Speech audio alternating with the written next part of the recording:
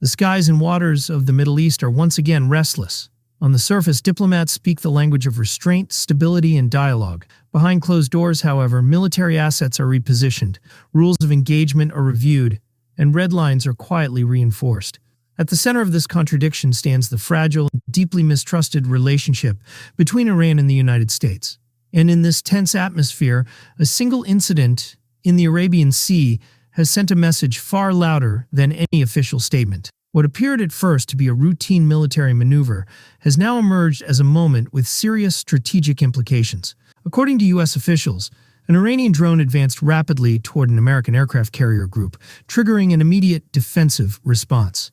This was not merely a technical encounter between machines. It was a political signal delivered at high speed, in international waters, under the watchful eyes of the world. On Tuesday, British media outlet BBC reported that an F-35 stealth fighter jet launched from the USS Abraham Lincoln intercepted and shot down the drone. The United States Central Command later confirmed that the American carrier strike group was positioned roughly 500 miles from Iran's coastline at the time of the incident. No American casualties were reported. No damage was sustained by U.S. naval assets. But in geopolitics, the absence of physical damage does not mean the absence of consequences. This encounter did not occur in a vacuum. It unfolded against a backdrop of prolonged sanctions, collapsed nuclear negotiations, proxy conflicts across the Middle East, and an ever-shrinking margin for miscalculation. For international analysts, the concern is not what happened, but what could happen next. The roots of this confrontation stretch back decades.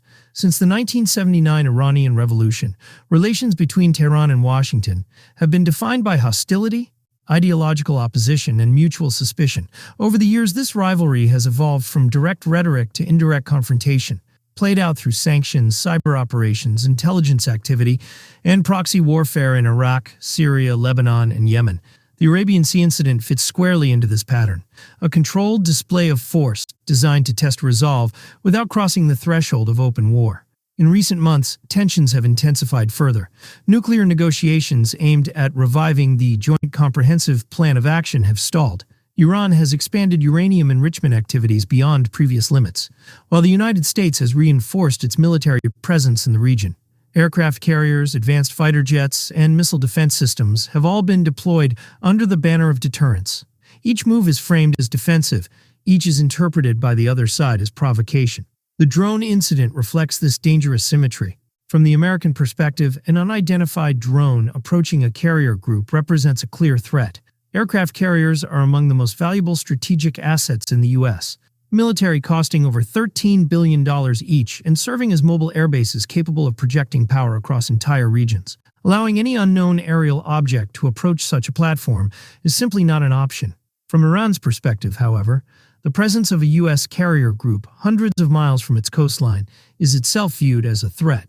Iranian military doctrine emphasizes asymmetric responses: drones, fast attack boats, missile systems, and electronic warfare designed to offset American technological superiority. The use of drones in contested maritime zones has become a central feature of this strategy. Who benefits from this confrontation? In the short term, both sides gain domestically. Washington demonstrates its commitment to protecting its forces and allies. Tehran signals resistance and resolve to its internal audience and regional partners. But strategically, the costs may outweigh these symbolic gains. Each incident raises the risk of escalation, misinterpretation, and retaliation. History shows that major conflicts often begin not with deliberate decisions, but with accidents that spiral out of control. The regional implications are significant. Gulf states, already navigating a delicate balance between security cooperation with the United States and economic engagement with Iran, find themselves caught in the middle.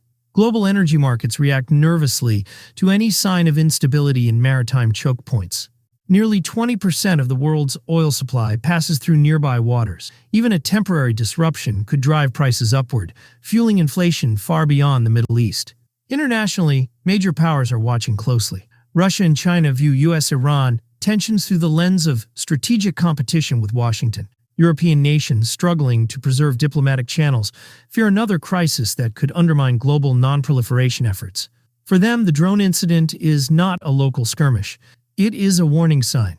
As of now, neither side has signaled an immediate intention to escalate. Official statements emphasize restraint, Military channels remain open, but restraint under pressure is fragile. The current situation resembles a chessboard crowded with pieces, where every move narrows the space for compromise. Looking ahead, several scenarios emerge. In one, the incident remains isolated, a controlled exchange that reinforces deterrence without further confrontation. In another, retaliatory actions unfold quietly. Cyber operations, proxy attacks, economic pressure.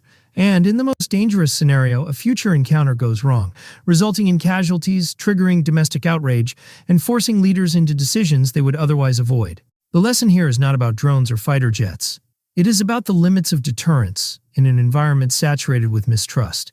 As long as diplomacy remains frozen and communication limited, even small incidents carry disproportionate weight. The Arabian Sea encounter may fade from headlines, but its implications will linger, shaping calculations in Washington, Tehran, and capitals far beyond the region.